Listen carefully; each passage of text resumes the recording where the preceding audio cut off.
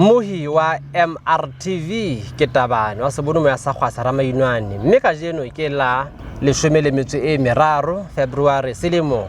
ke ditse 2026 ka jeno lena go ketekwa letsatsi la radio ke matšhaba le tlhophiso ba lo ke bane ba UNESCO le montse 15 le fitileng pela ka mona ke na le mofuputsi mo tsamaiso mananeo bile le mookamedi wa mo Afrika ke yana ke monghadi Hlawarampaleng o tla re qoqa le yena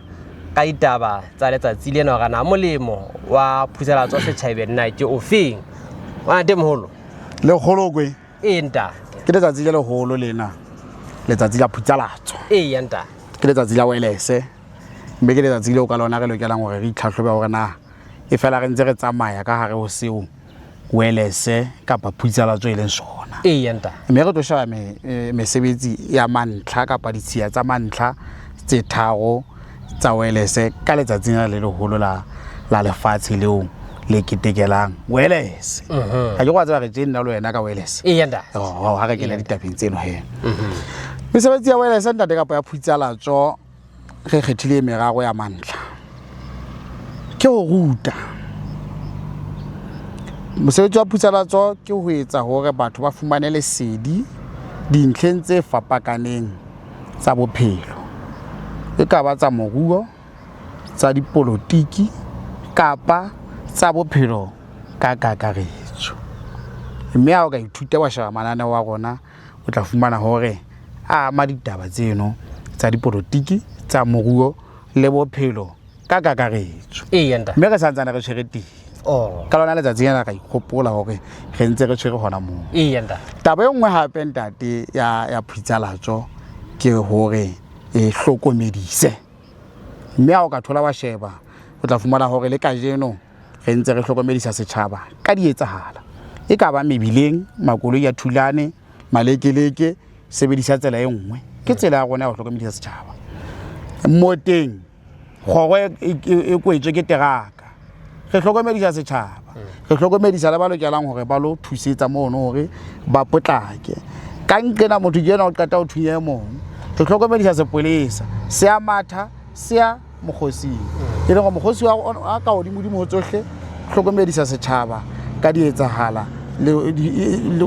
o fa momamedi tsentseng di etsahala ka re ho ka nako e taba e nngwe hape ntate ya phuthelatso ke o thabisa go thabisa boithabiso ntate ka ga tsona ditaba tsena